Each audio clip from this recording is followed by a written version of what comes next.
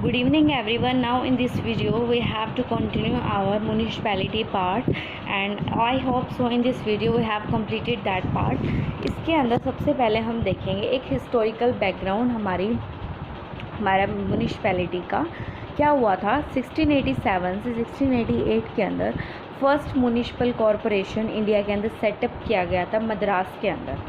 फिर क्या हुआ 1726 के अंदर जो म्यूनिसिपल कॉरपोरेशंस है वो बॉम्बे और कलकत्ता के अंदर भी सेटअप किया हुआ। अगर ये क्वेश्चन आ जाता है कि सबसे पहला म्यूनिसिपल कॉरपोरेशन कौन सी सिटी के अंदर सेटअप किया गया था तो वो मद्रास था। और अगर उसके बाद के आ जाएँ तो मतलब कि 1726 के अकॉर्डिंग तो बॉम्बे और कलकत्ता था। फिर उसके बाद लॉर्ड मायो जो थे वो एक रिजोल्यूशन लेके आए थे 1870 के अंदर एक फाइनेंशियल डिसेंट्रलाइजेशन का। Lord Ripon's resolution of 1882 has been held as a Magna Carta of local self government. जो लॉर्ड राइपन थे, पहले लॉर्ड मायो आए, उन्होंने क्रॉस रिसोल्यूशन लेके आए थे फाइनेंशियल डिसेंट्रलाइजेशन का। फिर लॉर्ड राइपन्स आए जो रिसोल्यूशन लेके आए 1882 का, जिसको Magna Carta of self government बोला जाने लगा। फिर रॉयल कमीशन आया जिसने बोला कि decentralisation was appointed in 1907 and इसने अपनी रिपोर्ट सबमिट की 1909 में by the Government of India Act 1909 के according local self government become a transferred subject. इसके अंदर क्या बना था, जब रॉयल कमीशन आया था जो डिसेंट्रलाइजेशन लेके आया था, जिसने अपॉइंटमेंट की थी 1907 के अकॉर्डिंग और उसने अपनी रिपोर्ट सबमिट की थी 1909 में by the Government of India act 1919। Local self government यहाँ पे एक ट्रांसफर सब्जेक्ट बन गया था under the charge of the responsible Indian ministry. In 1924 the containment act was passed. 1924 में क्या हुआ, जो कंटेनमेंट एक्ट थे वो पास किए गए सेंट्रल लेजिस्लेचर के द्वारा। फिर जो गवर्नमेंट ऑफ इंडियन एक्ट था 1935, फिर उसने वो आया और उसने बोला जो लोकल सेल्फ गवर्नमेंट है was declared by provincial subject. उसने डिक्लेयर किया लोकल सेल्फ गवर्नमेंट को एक प्रोविंशियल सब्जेक्ट। जो गवर्नमेंट ऑफ इंडियन एक्ट 1919 आया था उसने कहा था लोकल सेल्फ गवर्नमेंट एक ट्रांसफर सब्जेक्ट बन गया under the charge of the responsible Indian ministry. फिर 1924 के अंदर कैंटोनमेंट एक्ट पास किया गया था इसके लिए सेंट्रल लेजिस्लेचर के द्वारा। फिर जब गवर्नमेंट ऑफ इंडियन एक्ट 1935 आया था तो लोकल सेल्फ गवर्नमेंट ने ये डिक्लेयर किया गया था बाय द प्रोविंशियल सब्जेक्ट। उसके बाद क्या आया था, इसके कुछ सिग्निफिकेंस थे। सबसे पहले जो ये एक्ट था वो ऐड किया गया हमारे new part 9th A to the constitution of India.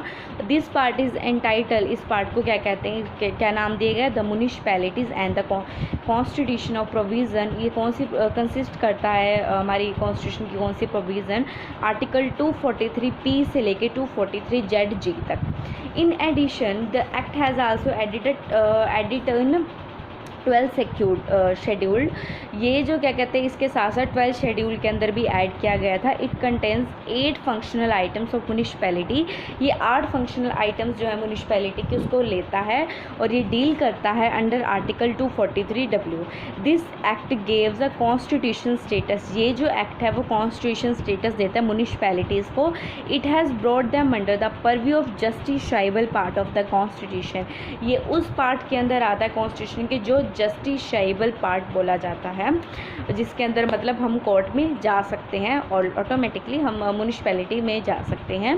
The act aimed at revitalising and strengthening the urban government so that they function effectively as unit of local government. जो ये act था उसका M क्या था, strength देनी urban government को, इसीलिए कि वो फंक्शन अच्छे से कर पाए जो यूनिट्स थी लोकल गवर्नमेंट के, उसके बेसिस के ऊपर। ये थी थोड़ा सा हिस्टोरिकल बैकग्राउंड था। उसके बाद इसके आते हैं कुछ सेलिएंट फीचर। सबसे पहले जो म्यूनिसिपैलिटी है 3 पार्ट्स में इन्होंने डिवाइड कर दी, nagar panchayat, municipal council and municipal corporation. जो नगर पंचायत है वो एक ऐसा एरिया है ट्रांजिशन का जो रूरल एरिया से अर्बन एरिया के अंदर ट्रांसफ़र किया जाता है। जो म्यूनिसिपल काउंसिल है एक छोटा सा अर्बन एरिया होता है। नगर पंचायत रूरल से अर्बन एरिया के अंदर जिसको ट्रांसफ़र किया जाता है। म्यूनिसिपल काउंसिल एक स्मॉलर अर्बन एरिया होता है। और म्यूनिसिपल कॉर्पोरेशन एक लेयर होती है, एक हिसाब से कह दो कि एक लेयर होती है अर्बन एरिया की, ठीक है। Corporation is just like company, तो थोड़ी सी लेयर हम बोल सकते हैं।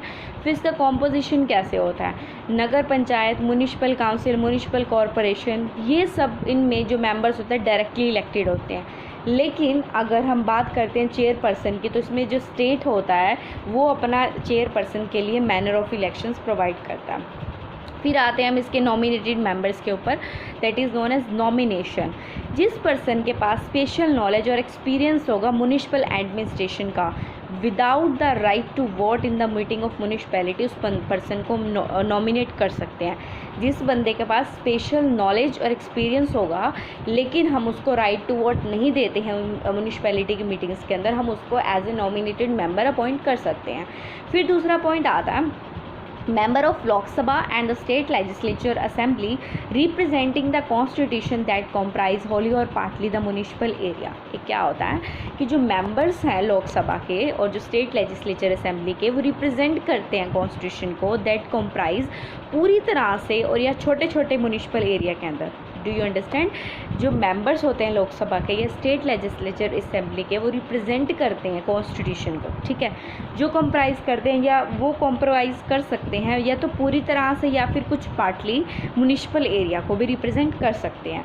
जो मेंबर होते हैं राज्यसभा और स्टेट लेजिस्लेटिव काउंसिल के, वो रजिस्टर्ड होते हैं इलेक्टर्स होते हैं जो with in the municipal area, ठीक है। जो लोकसभा के होते हैं वो म्यूनिसिपल एरिया को रिप्रेजेंट करते हैं कॉन्स्टिट्यूशन को, लोकसभा और स्टेट लेजिस्लेचर असेंबली। जो राज्यसभा और स्टेट लेजिस्लेटिव काउंसिल होती है उसको रजिस्टर्ड किया जाता है as a electors within the municipal area. और जो ये क्या कहते हैं, इनके कुछ चेयरपर्सन्स होते हैं कमेटीज़ को, उनको भी हम नॉमिनेट कर सकते हैं। मतलब नॉमिनेशंस के लिए जिनके पास स्पेशल नॉलेज होगी, जो मेंबर्स लोकसभा के अंदर रिप्रेजेंट कर रहे होंगे वो भी आ सकते हैं। जो राज्यसभा और स्टेट लेजिस्लेटिव काउंसिल में रजिस्टर होंगे एज अ इलेक्टर, वो भी म्यूनिसिपल एरिया के नॉमिनेटेड मेंबर्स में आ सकते हैं और वो चेयरपर्सन्स भी बन सकते हैं कमेटीज़ के। उसके बाद एक दो कमेटीज़ के बारे में थोड़ा सा डिस्कस करेंगे। There is a ward committee, there shall be a constitute ward committee consisting of one or more ward. एक कॉन्स्टिट्यूशन के अंदर वार्ड कमेटी है जो कंसिस्ट करती है एक से ज़्यादा वार्ड्स को। एक टेरिटोरियल एरिया जो आता है म्यूनिसिपैलिटी का, जिसकी पॉपुलेशन 3 लाख या उससे अबव होगी, तो जो कॉम्पोजिशन और टेरिटोरियल एरिया आएंगे उस वार्ड्स का, मतलब सीधी सी बात है, जिस एरिया की जो पॉपुलेशन है वो 3 लाख या 3 लाख से अबव होगी, ठीक है। और जो दूसरी बात, जो ये जिसके अंदर एक से ज़्यादा वार्ड्स होंगे वो वहाँ पे वार्ड कमेटी अपॉइंट की जाएगी उनके कॉम्पोजिशन और टेरिटोरियल एरियाज़ को सब कुछ देखने के लिए, ठीक है। उसके बाद आती है committee and the manner in which the seats in a ward. Ward के अंदर कुछ कमेटीज़ जो है ये बताएगी किस मैनर के अंदर वार्ड्स के अंदर सीट के किस तरीके से अपॉइंटमेंट्स की जाएंगी। फिर जो कमेटी है वो फील्ड की जाएगी by the state legislature. You have to be remember, ward committee के अंदर कमेटीज़ को फिलअप करने का जो प्रोसीजर होगा वो स्टेट लेजिस्लेचर करेगा। फिर आता है इसका quota, reservation of a seat same as a panchayat for the SC and ST as per the population at each level and for the chairperson, and for the women 1/3 at each level and for the chairperson, ठीक है। उसके बाद क्या कहता है, ये legislature होता है स्टेट का, वो कोई भी प्रोविज़न बना सकता है जो रिजर्वेशन ऑफ सीट से रिलेटेड किसी भी पंचायत के ऑफिसर या जो ऑफिस होते हैं चेयरपर्सन के मतलब म्यूनिसिपैलिटीज़ के अंदर लगा लो, किसी भी लेवल के अंदर वो बैकवर्ड क्लासेस को भी फेवर कर सकते हैं। मेन बात ये बोलता है, जैसे पंचायत के अंदर बोला हुआ है कि लेजिस्लेचर ऑफ स्टेट यहाँ पे प्रोविज़न बनाता है रिजर्वेशन ऑफ सीट्स के रिगार्डिंग म्यूनिसिपैलिटी के अंदर भी, और जो चेयरपर्सन होंगे म्यूनिसिपैलिटी के उनके ऑफिसर्स के लिए भी किसी भी लेवल में अगर उसको देना चाहता है, वो किसी बैकवर्ड क्लास को अगर वो फेवर देना चाहते हैं तो वो लोग वहाँ पे उसको फेवर दे सकते हैं। तो इसके अंदर किसी भी प्रकार का मतलब कह सकते हो ये नहीं होगा कि आपने इनको क्यों दिया या कुछ ऐसा वैसा, तो वो सब यहाँ पर नहीं आएगा, ठीक है। उसके बाद आ जाते हैं हम इसके थोड़े से पॉइंट्स के ऊपर, जिसको बोला जाता है ड्यूरेशन, ठीक है। ड्यूरेशन के अंदर क्या आएगा कि 5 ईयर इनका टेन्योर होता है हर लेवल में जो मेंबर्स होते हैं उनका, और अगर ये डिज़ोल्व हो जाए किसी भी रीज़न से, सेम एज जैसे पंचायत में होता है, फ्रेश इलेक्शन जो हैं 6 महीने के अंदर होने चाहिए। लेकिन अगर इनका 5 साल ख़त्म होने में ऑलरेडी 6 महीने पड़े हैं, उनका वो डिसक्वालिफिकेशन के अंदर चलेंगे तो वहाँ पे फ्रेश इलेक्शन नहीं होंगे। और जो पर्सन फ्रेश इलेक्शन के टाइम पे मतलब अपॉइंट किया जाएगा जब वो डिसक्वालिफिकेशन के टाइम के ऊपर, तो फिर उनको दोबारा से सिर्फ वो 5 साल के लिए अपॉइंट नहीं किए जाएंगे, वो एक्चुअल में क्या कहते हैं, जितना उनका टेन्यूर बचा हुआ है उस टेन्यूर के लिए वो अपॉइंट किए जाएंगे। उसके बाद एक यहाँ पे पॉइंट आता है कि प्री मैच्योर डिसोल्यूशन का, जिसके अंदर क्या होता है, न्यू वही बात जो मैंने बोली थी, जिसके अंदर डिसोल्यूशन रह जाता तो वो रिमाइंडर पीरियड के लिए रहेंगे, ना कि वो 5 ईयर्स के लिए रहेंगे। उसके बाद इसकी कुछ डिसक्वालिफिकेशंस आती हैं। डिसक्वालिफिकेशन इसके अंदर वो बोलते हैं कि a person shall be disqualified for being chosen as and for being a member of a municipality if he is so disqualified by or under any law for the time being enforced for the purpose of the elections to the legislature of the state concerned। वो बोलता है कि अगर कोई भी person हमारे किसी भी जो प्रोविज़न है हमारी लेजिस्लेचर की इलेक्शंस की प्रोविजंस है, अगर वो उसके अंदर डिसक्वालीफाइड हो जाता है स्टेट की कंसर्न से, तो वो बंदा डिसक्वालीफाइड हो जाएगा as a member of the municipality. और वो कहता है no person shall be disqualified on the ground that is, जो उसमें पंचायत में बोला था कि अगर किसी भी पर्सन की एज 21 से 25 के बीच में है तो म्युनिसिपैलिटी के इलेक्शन के लिए एलिजिबल है। There is a no criteria fix that they you have to be 25 or more, you have to be 21, मतलब 21 से अगर 25 के बीच में तो वो म्युनिसिपैलिटी के लिए एलिजिबिलिटी क्राइटेरिया है। और लेकिन इसमें वो डिस्क्वालीफाई नहीं होगा, और इफ इज मतलब अगर वो लेजिस्लेचर ऑफ स्टेट के बीच में डिस्क्वालीफाइड है तो वो ऑटोमेटिकली वो डिस्क्वालीफाइड है। और उसके बाद यहाँ पर यह आता है कि further all question of disqualification, जो सारे क्वेश्चन है डिस्क्वालिफिकेशन के, वो यहाँ पे एक अथॉरिटी जो है स्टेट लेजिस्लेचर वो डिटरमाइन करती है।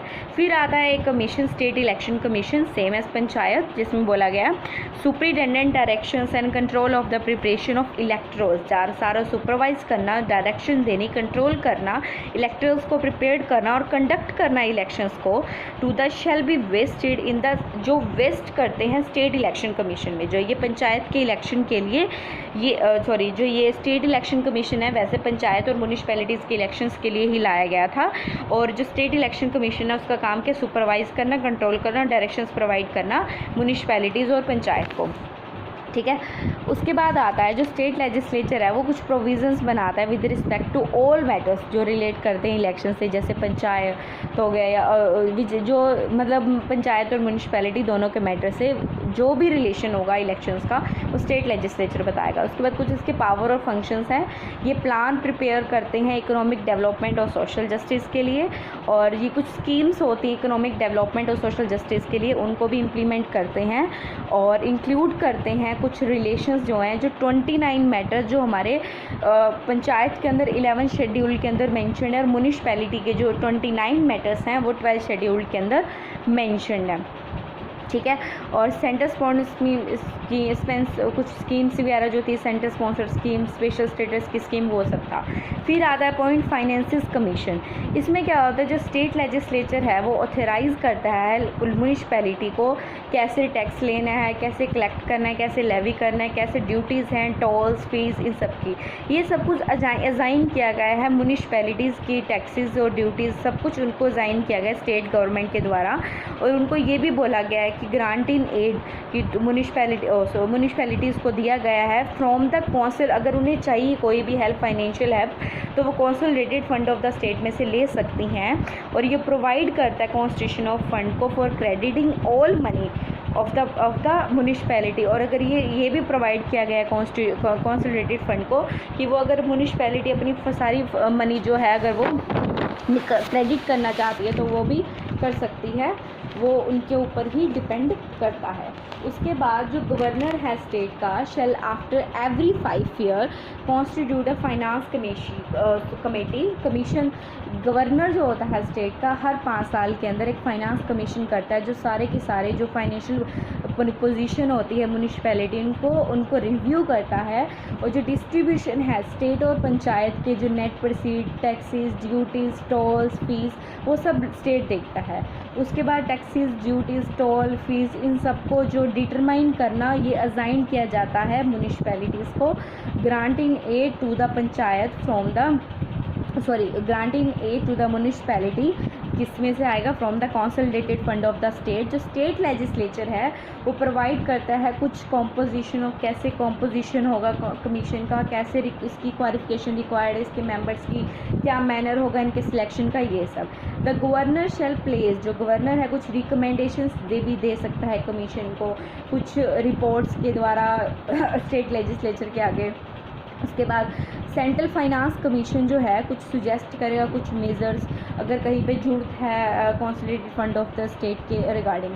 फिर आता है इसका point audit of the account. इसमें बोलता है जो स्टेट लेजिस्लेचर है कुछ प्रोविज़न बनाता है with respect to the maintenance of account by the panchayat. कुछ state legislature time to time provisions बनाता है कि जो मेंटेन कैसे करके रखना है म्यूनिसिपैलिटीज़ के अकाउंट्स को, और उनकी ऑडिटिंग कैसे होनी है, उनके लिए ऑडिट ऑफ अकाउंट भी सब कुछ स्टेट लेजिस्लेचर ही मेंशन आउट करना है। फिर आती है बात एप्लीकेशन टू यूटी की कोई भी बात होगी यूनियन टेरिटरीज़ की, वो प्रेसिडेंट ऑफ इंडिया डायरेक्ट करेंगे। जो प्रोविजंस हैं इन एक्ट की वो अप्लाई की जाती है यूनियन टेरिटरी के ऊपर, कुछ एक्सेप्शन और मॉडिफिकेशन के द्वारा वो ऑटोमेटिकली वो अप्लाई करेंगे प्रेसिडेंट सर। इसके बाद आता है point exempted state and area. जो ये एक्ट है वो लेकिन म्यूनिसिपैलिटी का एक्ट, पंचायत का एप्लीकेबल करता है कुछ जगह पर, लेकिन म्यूनिसिपैलिटी का एक्ट नहीं अप्लाई करेगा। The act does not apply to schedule area and tribal area in the state. It shall also not affect the function, ये किसी भी फंक्शन पावर जो दार्जिलिंग गोरखा हिल काउंसिल की है वेस्ट बंगाल के, तो किसी भी चीज़ को ये इफेक्ट नहीं करता है। फिर हमारे पास पॉइंट आता है continuance of the existing laws and the panchayat. कुछ स्टेट ने जो हमारा न्यू म्यूनिसिपैलिटी सिस्टम था जो इस एक्ट के ऊपर बेस है, उसका जो मैक्सिमम पीरियड उसने कहा था 1 year from 1 June 1993 which was the date of the commencement of this act. ठीक है, म्यूनिसिपैलिटी को 1 जून 1993 के अंदर कॉन्टीन्यू ज़रा एग्जिस्ट किया गया था अपने लॉज के अंदर।